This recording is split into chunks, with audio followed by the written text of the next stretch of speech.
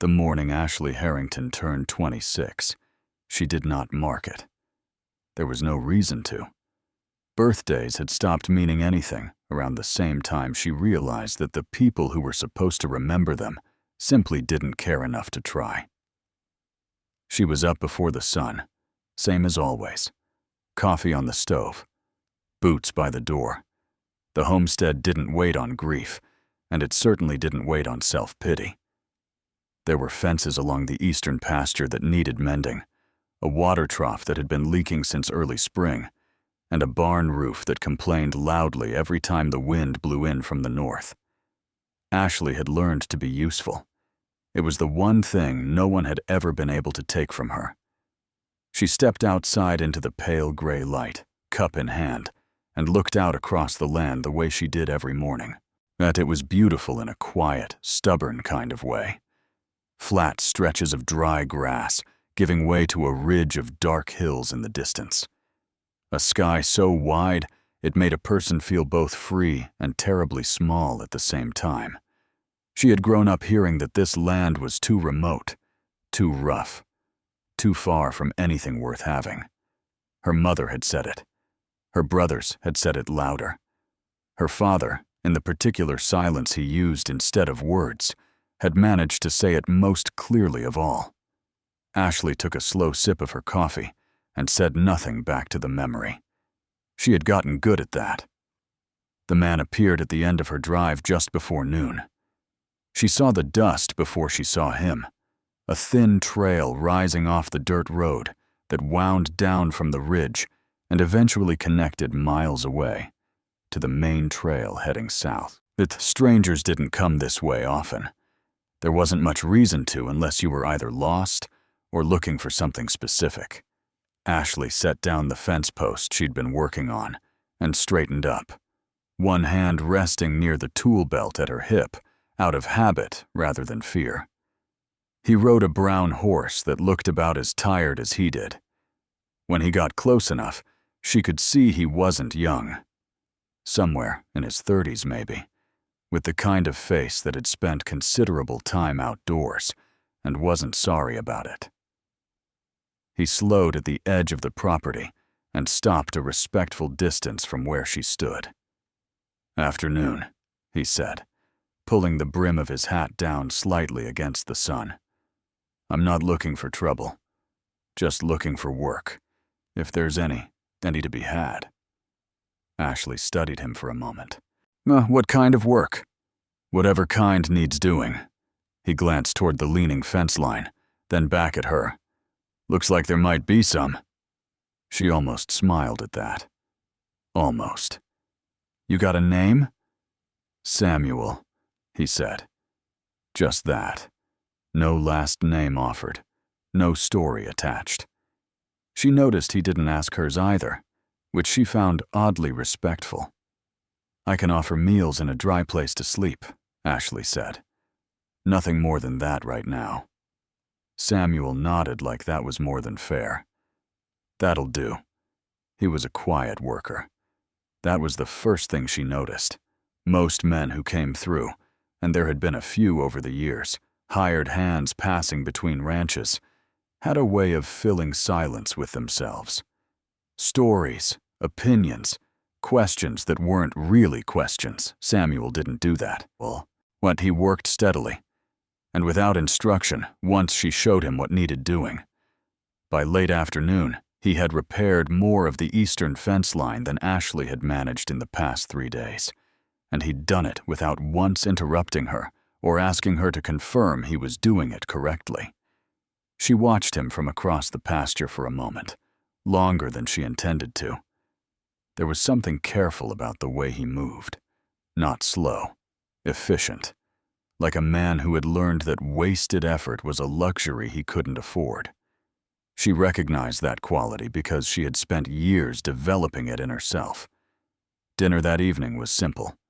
Salt pork, boiled potatoes, cornbread that had come out slightly uneven on one side because the stove ran hotter toward the back. Ashley set the plate in front of him without apology, but she had stopped apologizing for small things a long time ago. There had been a period in her life when she apologized for everything: her cooking, her opinions, the way she laughed, the amount of space she took up in a room. She was done with that. Samuel looked at the plate and said, "Thank you," meaning it, from what she could tell. They ate mostly in silence. The wind moved through the gap under the door, and the oil lamp on the table flickered once and settled. At some point, Ashley realized she hadn't felt uncomfortable in the silence, which was unusual. Silence with other people usually felt like something she was supposed to fill, supposed to fix. This didn't feel that way. "You come from far?" she asked finally, not entirely sure why. "Far enough," Samuel said. He looked up briefly. You?" "I grew up about 40 miles east of here." She paused. "Don't go back." He didn't ask why, just nodded once and returned to his food. She told herself that was simply good manners, that it didn't mean anything that he hadn't pressed her. People were polite sometimes. It wasn't a reason to think anything of it. That night, lying in the dark with the sound of the planes settling around the house, Ashley stared at the ceiling the way she often did when sleep refused to come quickly. She thought about the last letter her mother had sent. 3 years ago now. Short and precise the way her mother's cruelty always was, dressed up in plain language so it couldn't be called cruelty at all. "You always did things the hard way, Ashley. Don't come asking for help when it falls apart." She hadn't asked for help. She never did anymore. But the letter had arrived anyway, unsolicited, as if her mother simply wanted her to know that the door wasn't just closed. It had never really been open to begin with. Ashley turned onto her side. She was fine. She had the land. She had her work. She had enough. That was a complete life. Plenty of people had less. She repeated that to herself until something close to sleep arrived. In the morning, Samuel was already up. She found him outside before she'd even gotten her boots on properly, standing at the water trough, studying the leak she hadn't gotten around to fixing. He had a piece of scrap timber from the barn tucked under one arm and was measuring something with his eye in the unhurried way of a man who actually knew what he was doing. He heard her step on the porch and looked up. Morning." "You don't have to start that early," Ashley said. "I know," he said simply, and turned back to the trough. Ashley stood on the porch for a moment with her coffee cup, watching him work. The sun was barely over the ridge. The air was still cool and thin, and the light was that particular shade of early gold that made even dry land look like something worth keeping. She couldn't remember the last time someone had just shown up and done something without being asked, without making her feel like she owed an explanation, without making her feel like she was too much or not enough, or somehow both at the same time. It was such a small thing. She told herself it was such a small thing. But she stood there a little longer than she needed to before going back inside. But then she didn't entirely understand why. Rewritten prompt. Write part 2 of the story. Ashley Harrington is beginning to feel something she cannot name and does not trust. Samuel has been on the homestead for several days now. He is steady, undemanding, and quietly observant in a way that unsettles her, not because he is threatening, but because kindness from a stranger feels foreign and slightly dangerous to a woman who was broken by the people who were supposed to love her. In this part, small moments between them begin to accumulate. A conversation that goes deeper than either intended. A moment where Samuel witnesses something of her pain without her meaning to show it. Ashley pulls back. Samuel doesn't push. The tension is not romantic yet. It is something quieter and more fragile than that. Barntend part 2 on an emotional moment that leaves the reader holding their breath for part 3. Story start. He never meant to stay, part 2. By the 4th day, Ashley had stopped watching the road. She hadn't realized she'd been doing it until she noticed she'd stopped. Every morning for years, some quiet part of her had tracked the distant trail without meaning to, a habit built from a time when she still half expected someone to come back. Her brothers, maybe, or her mother, in a different mood than the one she'd left in, or her father, who had never really left so much as simply faded from her life the way fog fades. So gradually, you couldn't name the exact moment it was gone. Nobody came, and eventually, the watching became something she did without hope attached to it. Just muscle memory. Well, just the body holding on to something the mind had already released. But that morning, she'd carried her coffee to the porch and looked straight out at the pasture where Samuel was already working, and the road hadn't entered her mind at all. She wasn't sure what to do with that. He fixed the water trough on the third day, patched the barn roof on the fourth. By the fifth morning, he had quietly begun rebuilding a section of stone wall along the north side of the property that had been crumbling since before Ashley had taken full ownership of the land, a project she had looked at so many times without starting that it had become almost invisible to her, the way old problems do when you've accepted them as permanent. That she brought him water mid-morning and stood watching him fit the stones together with a patience that seemed completely natural to him. "You've done this kind of work before," she said. It wasn't a question. "Most kinds of work," he said, not stopping. "Spent a few years on a ranch up north. Before that, other things." "What kind of other things?" He considered that for a moment. "The kind that don't make for good conversation over water." Ashley looked at him. He said it without bitterness, without drama. Just a fact, set down plainly. "Fair enough," she said. He glanced up then, briefly, and there was something in his expression, not quite a smile, but the possibility of one. "You don't push," he said. "No," Ashley agreed. "I don't." She left the water beside him and walked back toward the house. It occurred to her, at somewhere between the wall and the porch steps, that she hadn't been asked to explain herself once since he arrived. Not once.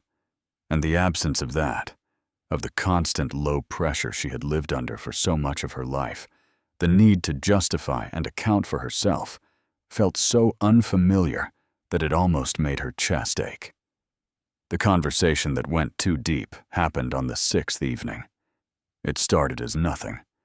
They were sitting on opposite ends of the porch after dinner, the sky going orange and then purple over the ridge, and Samuel had asked, carefully, the way he did everything, whether she had always worked the homestead alone. Ashley said yes. He nodded. Then, after a long pause, "That's a lot of land for one person." "I manage." "I can see that." Another pause. "I didn't mean it as a criticism." She looked at him. Most people do." He turned to look at her then, and she wished immediately that she hadn't said it. Not because it wasn't true, but because it was the kind of true that revealed too much. She could feel the shape of the conversation shifting, opening up in a direction she hadn't intended. "The people who taught you that," Samuel said quietly, "were they family?" The question landed somewhere tender. Ashley looked out at the ridge and kept her face still. "What makes you ask that?" "Because strangers usually just mind their business," he said. "It's the people who are supposed to love you that feel entitled to tear things down." The porch was very quiet for a moment. Somewhere out in the dark, a cricket started, and then stopped. "They didn't mean to be cruel," Ashley said, and hated that she still said it that way. Still softened it, as still made room for them even now. They had an idea of what I should be, and I kept not being it." Samuel didn't say anything immediately. He didn't rush to fill the silence with comfort or contradiction, which was what most people did. He just sat with it, and with her, and let the words exist without trying to fix them. "That's their failure," he said finally, "not yours." Ashley's jaw tightened. She nodded once, very slightly, and stood up. "I'll see you in the morning," she said, and went inside before anything else could come out that she wasn't prepared to give. She didn't sleep well that night, not because of anything bad, which confused her. She was used to nights that were difficult for clear reasons. Worry about the land, the money, the coming season. The occasional memory that arrived without invitation, and those she knew how to manage. What she didn't know how to manage was the strange and slightly frightening feeling of having been seen by someone and not immediately wanting to disappear afterward. She lay in the dark and tried to talk herself back to solid ground. He was a hired hand passing through. He was polite and capable and would be gone inside of 2 weeks most likely. Whatever he had said on the porch was the kind of thing a decent person said when another person let something slip. It didn't mean anything beyond that. She was not going to make it mean something beyond that. She was very firm about this with herself. She was also still awake 2 hours later. The thing she hadn't planned on was the letters. She found them on the 7th morning, entirely by accident. She'd gone up to the loft above the barn to check on a section of roofing Samuel had patched, and she'd moved an old crate in the process, and out had slid a bundle of envelopes tied with a piece of twine that she recognized immediately. Her mother's handwriting on the top one. Then her brother Thomas's. Then 2 more from her younger brother in that particular cramped script he'd developed in school and never changed. She stood there in the dusty loft light holding the bundle and not entirely sure how it had ended up there. She must have put it there herself, years ago, during a period when she'd needed to stop seeing it every day, but hadn't been ready to burn it. The loft made a kind of sense, out of sight without being gone. She should have put it back. She knew that. Instead, she sat down on the old crate and untied the twine. And she didn't read all of them, just the last one from her mother, which she'd somehow never fully finished when it arrived. She read it now, all the way through, in the thin light coming through the gaps in the barn wall. By the time she finished, her hands were completely steady, and her face was dry, and she felt nothing at all, which was somehow worse than feeling something. She didn't hear Samuel come up the ladder. He appeared at the top of the loft opening, probably looking for a tool, and stopped when he saw her sitting there with the letters in her lap.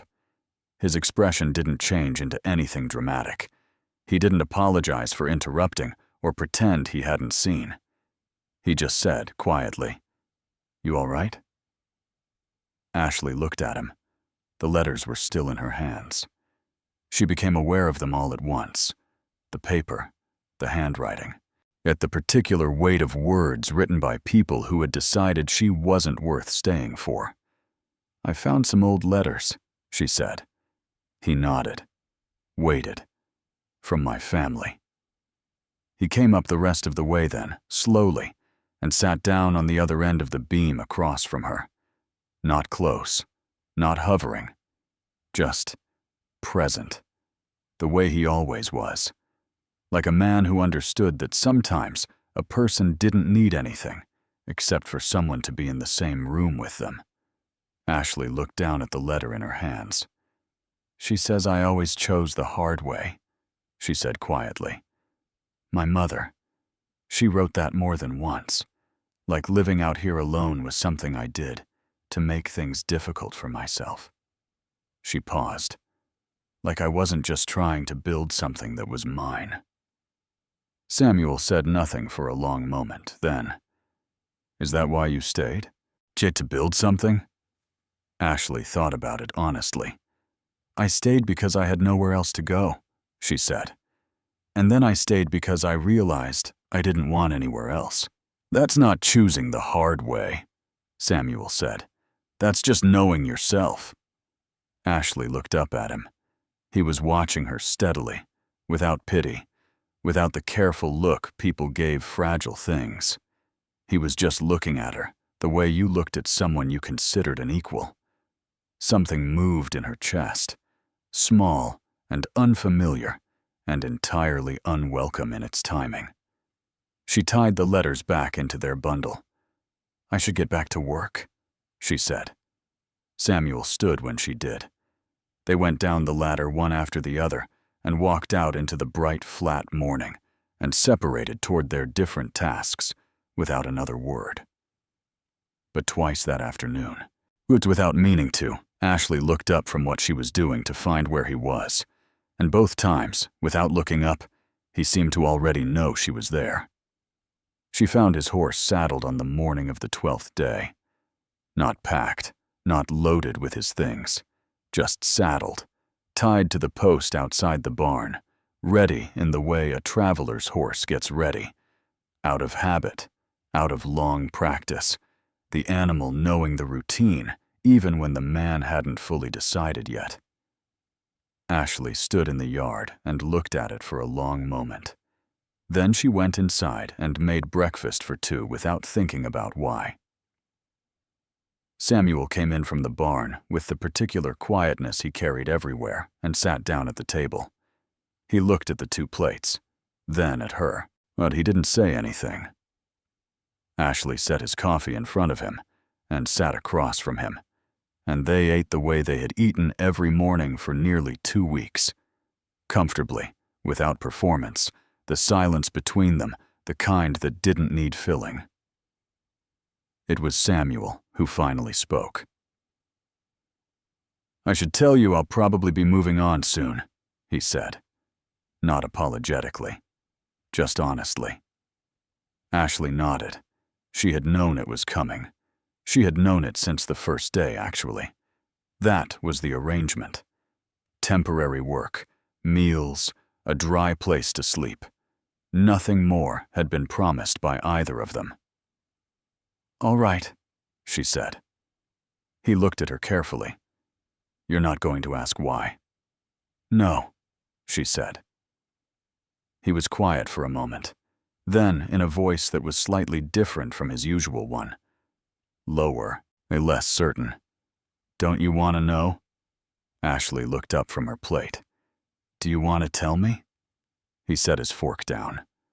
Outside, the morning wind moved through the grass and the old barn door shifted on its hinge the way it always did. Samuel looked at his hands on the table, then out the window, then back at her. "I had a family once," he said. "Wife. A little girl." He said it plainly, the way you said things you had carried so long, they no longer had sharp edges. Lost them to a fever that went through the town we were settled in. Both of them, inside of a week. Ashley didn't move. "After that, He stopped. Started again. Staying anywhere started to feel like something I wasn't allowed to do anymore. Or like I'd used up whatever it was that made staying work. The kitchen was very still. "How long ago?" Ashley asked quietly. 6 years. She looked at him, really looked at him, and saw for the first time what she should have recognized earlier. Not a man who didn't want to belong anywhere. A man who was afraid of what happened to the things he belonged to. "Samuel," she said. He looked at her. "That wasn't your fault." His jaw moved slightly. He looked back at the window. "I know that," he said.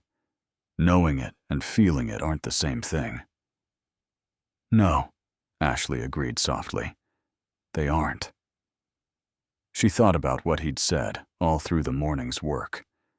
She thought about it while she checked the fence line he had repaired, running her hand along the posts he had set straight and firm in the earth. She thought about it while she filled the water trough he had fixed, watching the water run clean and level without leaking. She thought about it while she stood at the north wall and looked at the stones he had fitted together so carefully, one by one, with no instruction and no audience, and nothing to gain from doing it well, except the satisfaction of having done it well. He had fixed every broken thing on this homestead without once being asked to fix her. She hadn't understood until right now how much that had meant to her. She found him in the afternoon, sitting on the fence rail at the edge of the eastern pasture, looking out at the ridge the way she had looked out at it 1,000 times herself. She walked out and stood beside the fence, and neither of them spoke for a while. The sky was enormous and pale blue, and the grass moved in long, slow waves, and it was the kind of afternoon that made the world feel temporarily unhurried. "Can I tell you something?" Ashley said. "Yes," Samuel said. She kept her eyes on the ridge. "My family didn't leave all at once. It happened slowly. First my brothers, one by one, finding reasons to go and not come back. Then my father, who never said goodbye out loud. But one day just wasn't there anymore. My mother was last." She paused. "She told me before she left that I was too hard to love, that I made things difficult, that I had some quality in me that wore people out." Samuel said nothing. She could feel him listening. "I believed her for a long time," Ashley said. "I still believe her some mornings, if I'm honest. The ones where I wake up and the house is quiet, and there's nobody and nothing except the work." She stopped, steadied herself. "But then, other mornings, I wake up and I think, maybe it wasn't me.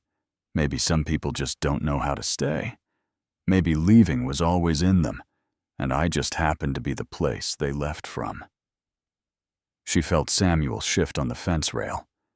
"It wasn't you," he said.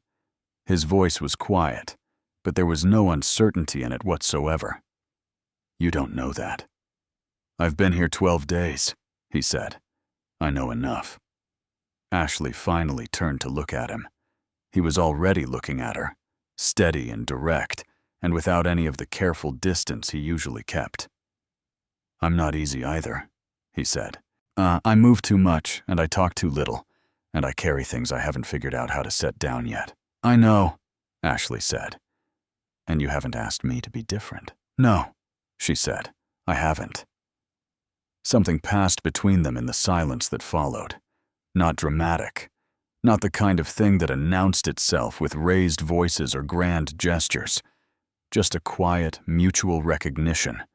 Two people who had both been told in different ways that they were too much trouble, looking at each other and finding that the other one didn't seem like trouble at all. Samuel got down from the fence rail. He was close enough now that she could see the lines at the corners of his eyes, the ones that came from years of squinting into open country.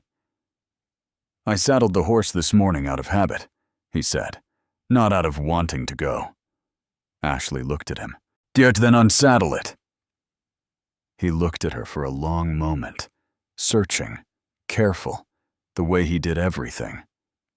Then he nodded. Once. Slowly. And something in Ashley's chest that had been braced for a very long time, quietly, finally, let go. He unsaddled the horse. He didn't make a ceremony of it, and neither did she.